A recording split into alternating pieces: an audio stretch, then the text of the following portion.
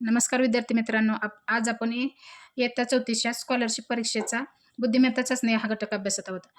इयत्ता 4थी आणि 7वीच्या स्पर्धा परीक्षेच्या संपूर्ण तयारीसाठी चॅनलला लाईक आणि सबस्क्राईब करा, जेणेकरून तुम्हाला सर्व व्हिडिओ मिळून जातील. त्याच्यामध्ये वर्गीकरण हा घटक अभ्यासत आहोत. वर्गीकरणामध्ये 1 ते 10 प्रश्न आपण मागील व्हिडिओमध्ये अभ्यासलेले आहेत. आता प्रश्न क्रमांक 11वा अभ्यासू. 11च्या पुढचे प्रश्न अभ्यासू. प्रश्न क्रमांक 11वा बघा. 358, 493, 854, 646. याच्यामध्ये बघा सर्व अंकांची बेरीज किती येते. 3 अधिक 5 अधिक 5 अधिक 8, 3 आणि 5 8, 8 आणि 8 16, 4 अधिक 9 अधिक 3 13, 13 आणि 4 आणि 9 13, 13 आणि 3 16, 8 अधिक 5 अधिक 4, 8 आणि 5 13, 13 आणि 4 17 येते. आता 6 अधिक 4 अधिक 6, 6 आणि 4 10, 10 आणि 6 16. म्हणजे प्रत्येक अंकाची जी बेरीज आहे ती 16 येते. फक्त पर्याय क्रमांक 3 मध्ये बेरीज 17 येते. त्यामुळे गटातनं बसणारा पर्याय कुठला? 3 नंबरचा. प्रश्न 12 बघा. 147, 579, 369, 258. याच्यामध्ये बघा प्रत्येक अंक. आता बघा 1 अधिक 3 4, 4 अधिक 3 1 अधिक 3 4, 4 अधिक 3 7 येते. याच्यामध्ये पण बघा 3 अधिक 3 6, 6 अधिक 3 9. याच्यामध्ये बघा 2 अधिक 3 5, 5 अधिक 3 8. म्हणजे प्रत्येक अंक हा 3च्या फरकाने वाढत जातो. याच्यामध्ये 5 अधिक 2 येते, म्हणजे 2च्या फरकाने वाढला आहे. आणि 7 अधिक 2 9 येते. म्हणजे इथं प्रत्येक संख्येमध्ये 3चा फरक आहे आणि इथे 2च्या फरकाने वाढत गेली संख्या. त्यामुळे गटातनं बसणारा पर्याय कुठला आहे? 2 आहे. प्रश्न क्रमांक 13 बघा. 10/4, 8/6, 11/3 आणि 4/6. याच्यामध्ये बघा याची 10ची आणि 4ची बेरीज, या दोघांची बेरीज किती येते? 14. इथं 8 आणि 6ची बेरीज किती येते? 14 येते. 11 आणि 3ची बेरीज किती येते? 14 येते. आणि 4 आणि 6ची बेरीज किती येते? या दोघांची बेरीज किती येते? 10 येते. म्हणजे गटातनं बसणारा पर्याय कुठला आहे? 4 नंबरचा. त्यांची बेरीज 10 येते. पर्याय प्रश्न 14वा बघा. 102, 71, 153 आणि 120. याच्यामध्ये बघा प्रत्येक संख्या ही 17च्या टेबलमधले, 17च्या पाड्यातले. 17 त्रिक 51, 70 सख्ख दुग्गोदर्श 102, 97 53 असे. आणि इथं पर्याय क्रमांक 4 17च्या पाड्यामध्ये येत नाही. 17 सख्ख 17 7 19 असे येते, परंतु इथं 120 दिले, 119 देण्याऐवजी. त्यामुळे पर्याय क्रमांक 4 गटातनं बसणारे पद आहे. आता पुढचा प्रश्न बघा. 50, 18, 56 आणि 98. याच्यामध्ये बघा प्रत्येक संख्या ही वर्गसंख्येच्या दुप्पट आहे. वर्गसंख्या आपण पाहिल्या मग. आता 25 वर्गसंख्या, 25ची दुप्पट, 25 गुणिले 2 50 येते. 25 कशाचा वर्ग आहे? 5 5 25, 5चा वर्ग आहे. आता 18, 18 कशाची दुप्पट आहे? 9ची दुप्पट आहे. 9 गुणिले 2, 9 कशाचा वर्ग आहे? 3चा वर्ग आहे. हे 5चा वर्ग, हे 3चा वर्ग 25, 9 9 2 18. म्हणजे ही वर्गसंख्येची दुप्पट येते 18. आता 56 कशाची दुप्पट आहे? 28च्या दुप्पट आहे. 28 गुणिले 2 बरोबर 56.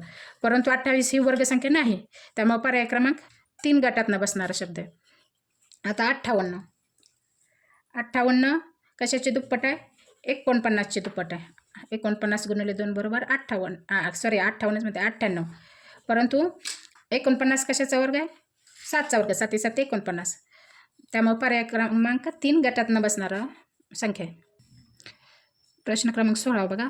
7/3, 16/4, 20/6, 18/5. आता बघा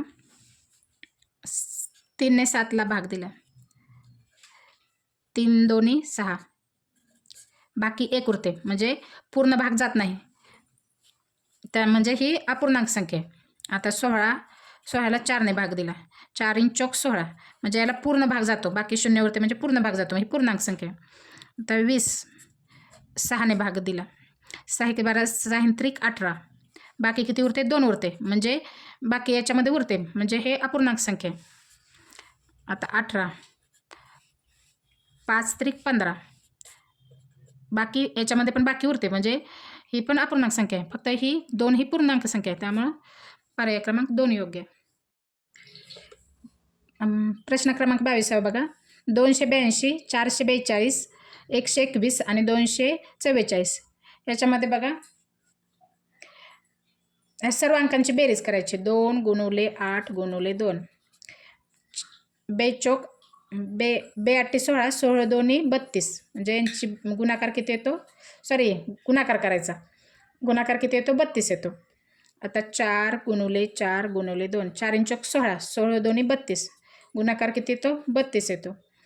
121 मध्ये बघा 1 × 2 × 1 यांचा गुणाकार किती येतो 2च येतो. 2 × 4 × 4 4 दोन्ही 8 8 चौक 32, म्हणजे प्रत्येक संख्येतील अंकांचा गुणाकार हा 32 येतो. फक्त पर्याय क्रमांक 3 मध्ये येत नाही, त्यामुळे गटात न बसणारे पद कुठले 3 नंबरचे. 406 525 981 आणि 864 याच्यामध्ये बघा पहिला अंक शतक स्थानचा अंक आहे, त्याचा वर्ग करायचा, पुढची संख्या मिळते 25, 5चा वर्ग 25, म्हणजे शतक स्थानच्या अंकाचा वर्ग हा दशक आणि एकक स्थानचा मिळून जी संख्या बनते